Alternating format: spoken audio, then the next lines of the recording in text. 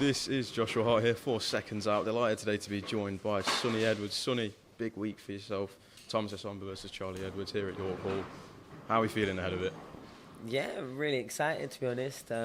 It's been it's the start of a long second week. I had Ishmael down in the same city in London last week. And yeah, both fight weeks back to back have meant a great deal for maybe slight different reasons, but you know, this is a big fight. It's a big night. It's a great opportunity for both fighters. And yeah, we're here now. Just quickly, look who's here. Ready to lose? Here it goes. It started already. Just before we focus on this fight a bit more, I do want to talk about Ishmael Davis last week. The phone rang on 6 days' notice, and that seemed more than enough time for you boys to say yes. Saturday night, you were at Wembley Stadium. A huge step up for Ishmael, especially from earlier in the week when we saw the Junaid Bostan fight was signed. What was it about that fight and the opportunity where you just couldn't say no? A lot of deciding factors, really, and I think as the effort showed in the ring, he wasn't miles off that level. He's not miles off that level at all. I had the fight very close going through it. I know how some people could lazy watch and think, oh, well, he's moving and keeping a distance, but most of the rounds he was having 20, 30 seconds of work, bursts, and then nothing but running and holding. And that doesn't win rounds all the time. And Ish was honestly and effectively sometimes, putting pressure on. He was touching the body, weren't trying to give too much away. 6 days notice, 6 pounds up in weight from where he was meant to be fighting. And it's only about his 14th time ever in a boxing ring in a competitive stage. Nothing ever like that, and he took it all in his stride. And I think as tremendous as Josh Kelly is, and someone I go way back with as well, getting out that ring, although Ish didn't get the win, I feel like I know who I would rather have been with the grand scheme of everything. And I'll be real, before the decision got announced, and then straight again after the decision, go back and watch the tapes. His Excellency, Turkey, is at our corner. And what was he telling Ish his next fight date? Before the decision and after the decision. So I don't think anything was lost. I think everything was gained. I had it very, very close. And as Ish started, going through the gears in the last round, he looked an animal. He wasn't tired. He just hadn't got the experience required maybe to turn it up a little bit earlier. And if he did, I feel very confident I would have won. It was a good fight. Josh did what he needed to do to get the nod on the scorecards. But like I said, 114, 114, 115, 114, 115, 113. And that's there or thereabouts how I had it. So I didn't care that a few people just watching it on a payroll commentating, or I didn't care that, a couple of people are putting, that was a close fight. And it's actual action, and it's actual ring generalship, and it's actual... What people don't realise is you score a shot before or after a foul, it's to be discredited by the rules of boxing, by the rules of Queensberry boxing. So that was probably half of the work discredited, coming before or after a foul. And then for Ishmael next, obviously I mentioned how we had the reports that the fight with Junaid Bostan was signed. Does that fight still happen, or obviously you said that you've already got his next fight day? What are the plans for Ishmael Davis moving forward? Do you know what? Yeah, that one's like a bit of a sensitive subject because it's been the cause of a lot. I'll be real. It's been the cause of a lot. The one thing I will say, however, is nothing has been agreed on our side. Okay. Nothing. No money, no date, no nothing. Like I said, I don't think the fight is going to happen. And like I also said in another interview, Ish has said yes to everybody. He's had a fight. He already had another fight date. And now he's going to get another fight date. So you tell me who looks like the one that's going left and right and the one that's just going straight through the middle of everything. Ish has not said no to a single opponent. And that covers everyone that has been mentioned to him. But everyone said no to Ish. Trust me. Or oh yeah, I'll fight him, but I want 5 times what I've been earning for all my other fights. Or, you know what I mean? That's been what's happened. Now, I will say confidently and coherently that no deal has been agreed. But it was put out not by us. I weren't happy with the idea. I fought on the idea of it getting put out just to keep the ball down the line. Fair enough. And then just talking about this fight again, Thomas Essomba, Charlie Edwards. What about Thomas in this fight? Obviously, he's a big underdog going into it. What gives you the belief that he can get the job done on Friday night against your brother Charlie Edwards? Do you know what? I think it's very easy to overlook Thomas. I think you look at his record, but if you really look at it, every single fight he's taken has usually been short notice, usually at a weight that's alien to him. Always against good fighters in their home promoter show. Like that's been his career, and he's still mustered up more wins than losses in a proper 50-50 shootout boxing career. He was a 2 times Olympian, and had he had a different upbringing, a different environment, then 2 times Olympics would have transitioned into something all completely different as a pro. He hasn't had those same opportunities because, professional boxing, if you ain't got a local support, you don't really get much opportunities, and the people that get around you might just be looking at, the easiest route to getting something out of you. And I think that's kind of what happened with Thomas. He's very tricky, he's very strong, he's got a great understanding of the ring. Maybe, he is in the twilight zone of his career, but at the same time, he has everything to fight for. All the experience in the world, literally, he's sort of boxed and mixed it at pretty much every level. And there's a lot of belief in and around Thomas's team. Like, everyone knows that Charlie's a good fighter. Charlie's been in Steel City Gym. He's trained alongside the people that Thomas is training with.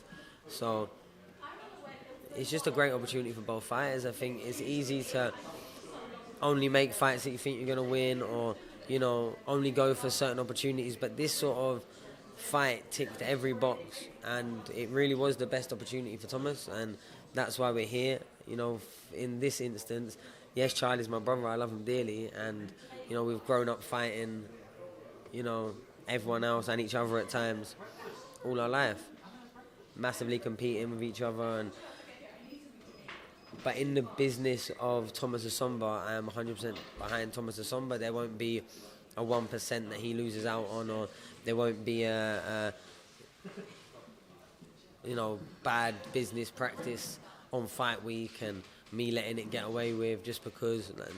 None of that. It will be, we're here to do a job. Thomas is owed a 100% efficiency job from me and everyone else, regardless of how personal it gets. So we're in the business of Thomas Essomba.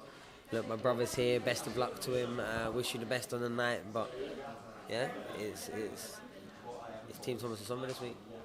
When you've seen, obviously, the build-up in this fight, we've seen a lot of media from Charlie, whereas Thomas, I think he did one interview, and I think that interview was with me when I went to Steel City. Has it been frustrating? I remember seeing on your story a clip of one of his interviews, and I remember you labelled us as media weirdos for headlines and twisting the narrative. Has it been just a bit frustrating seeing people trying to almost split that bond with you and your brother? No, not really. I get it. Not too long ago, we was calling each other out. So, look, it is what it is. You got to remember, this is a lifetime passion of work, resulting in opportunities that I'm happy for being able to deliver my fight. Just a week after having someone on the Wembley Riyadh show, a fighter I manage. The next week I've got Essomba, my first fighter that I managed, my first champion, defending his title, headlining live on Channel 5. And then the next day I've got Brandon Scott and Giorgio Vicioli out. So the ball's rolling, like we're shaking and moving, we're trying to make everything happen. Got a few more exciting things to announce. I'm just trying to maximise and capitalise my input in boxing. I'm trying to use the position of my leverage to grant opportunities for fighters that maybe otherwise, without someone that's really getting behind them and sort of half forcing them into the conversations, they wouldn't really get as many mentions in those same conversations. So Essomba definitely a good example of that. Ishmael, another example of that. Sometimes fighters just need someone, really campaigning for them a bit. Maybe not always publicly. Sometimes it's in the private conversations. And I'm buzzing where I'm at with that. And then look, sometimes I have 2 friends in the ring. Ish boxed one of my friends, Josh Kelly, just last week. And Troy Williamson before that. And now I've got my fighter my brother. Is what happens for me. I've been born and raised around boxing. So the concept of 2 people that I like getting in the ring and having a fight isn't alien to me. I can remember when there was 3-4 weights, 3-4 kids in each weight just from Repton alone growing up. You know what I mean? And it happens. It happens. It's boxing, man. And then for yourself, I can't do an interview with you and not talk about your next fight. You take on Galal Yafai in Birmingham, almost looking as well the A side on the poster. You're going into his territory. Just how happy are you, first of all, to have this fight over the line? I'm happy, but I'll be real, yeah? I'm sceptical.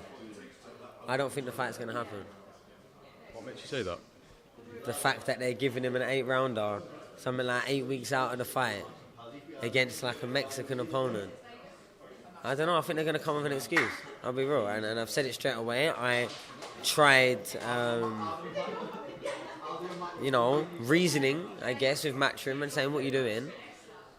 But I just said, whatever, I'm fighting 30th of November, so get a replacement opponent.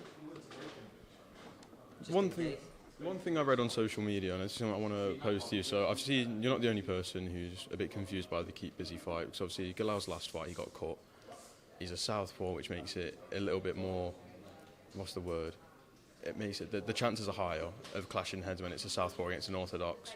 If he's facing an orthodox opponent and there is that clash of heads, is that what it is? Just that worry, and the cut last time, is that the even bigger worry? I just don't get why it's happening, man. I don't get, unless the only reason is him to get a little bit more money before he goes into the fight with me. He's not going to get no more experience. He's not going to get no better. You know what I mean? It's just, it's either get some more money for an easy fight or look for a reason out of the fight, and we'll see. We'll see how it plays out. All I know is I've not really felt no energy that them lot have even taken a fight. Apart from like the retarded brother, just keep tweeting and commenting and stuff. Apart from that, you know, the announcement post was like 1 or 2 words. Not seen no real interviews since. It's like, it's almost as if the fight's not happening over that side. That's what it feels like. So, who knows? But by Saturday, we should know. And I'll be wrong. I fought with injuries countless times. So when you hear them saying, oh, you know, my hand's hurting and we've not been able to spar, just know it was all a psyops, a big conspiracy. Before this fight was made, obviously it's been talked about for a while, was there any point where you didn't think it was going to happen, you were ready to move on, look at someone else? Yeah, because like my time waits for no man. My career especially not. I'm the biggest name in the flyweight division, bar none. My name generates the most attention, most respect in a fight, most to gain. I'm the Ring magazine #1 as it stands. So really it's whatever the promoter wants. Like, I don't really care. I'll fight all of them. Line them up, I'll beat them all. Like, whoever you're saying is the best next, give me him and I think I'll beat him. But it was just getting frustrating that I'd signed 2 weeks, or I'd agreed everything 2 months before I boxed Curio. So the fact that it took 2 months after I'd fought Curio to get it over the line, what the fuck was we talking about for 4 months? Like, what was we bitching and crying about for 4 months? Why was your manager getting on the phone to other promoters and trying to find if there was anything over there? If they wanted this fight, now you're begging for an 8-rounder after you was, you know, doing things you shouldn't be whilst your fight is in a contract, speaking to other promoters and just complaining. Why? Why take the 8-rounder? You know what I mean? It just seems like, I don't know, man. But I know they didn't want to take the fight. I know the timing. Not that they didn't want to fight me ever, just the timing, you know? I don't think the timing's right for them. Maybe they're right. He's 7-0, he'll be 8-0 by the time if he gets in the ring. And maybe that timing's not where they wanted it to be. And I can see why, man. I'm a very good fighter. They know that. They've watched us both in the ring, his trainers, his team, and I'll be raw. And I would argue with anyone that tried saying otherwise, there's never been a session where I'm not the man out of the two. I'll be raw. So, will you be there Saturday night? So I know you've got Brandon Scott and Giorgio Visioli on the card, but will you be there watching Galal's fight as well? Will you be sat ringside? Yeah, man, they've asked me to commentate, so yeah. So you're going to be commentating on your next opponent's 8-rounder this weekend? Yeah, just saying, why is this happening? You know what I mean? Hoping he gets wrapped up in cotton wool, hoping he knocks him out within 30 seconds, to be honest. I want my fight, man. I'm not... It's nothing personal. Like, I've been so happy and easy to say. Like, I like Galal. You just got to remember, this is my my professional career, what I've spent way more than half my lifetime trying to maximise and realise my potential. So I just want to fight. I don't like to mess around, and when I feel like I'm getting messed around, I can usually feel it. And they didn't really want to fight. Finally got the fight over the line, but the condition is an 8-rounder, and they've picked a durable Mexican opponent. You know what I mean? It's like, do you want your hand to get hurt? Do you want a cut to open up? Like, why are we talking about whatever this fight is, for whatever reason, when in just 2 short months we're fighting? It don't make no sense to me. Well, Sonny, just one last thing. I just want to actually say thank you. So I think about 3 days' time, it will be 1 year since we did that interview at Upper Thompson, where you ended up going forward from that. You got me sponsored, you got me out there, you got me to the fight night. And if we look a year on to where I am now, I think you putting those tweets out there about me, I think that's really what helped boost my career, because I'm now full-time doing this. So just last, I just want to thank you for all that you did that day and all that you've done going forward, and best of luck this weekend. Thank you. Nah, no worries. And good people deserve good intentions around them. So you did it yourself. I'll be real. You was there and getting ready to go all the way back up just for the press conference to cover the sport a little bit. So, you know, people that have that gumption and that proactiveness to get busy, especially at a young age, it's only right that someone points you in the right direction. And for me, I'll be real, like you said, like I only ever did that really in a couple of tweets, and I've not even looked. Not that I've not looked at you again or thought about you again, but I haven't had to do anything else. And now I see you every single fight week. I see you at gyms. I see you up and down the country. So that's all it is. Sometimes it's just a little bit of a nod in that right direction, and it all goes from there. So yeah, well done. Congratulate yourself. Well, Sonny, thank you very much for talking to Seconds Out.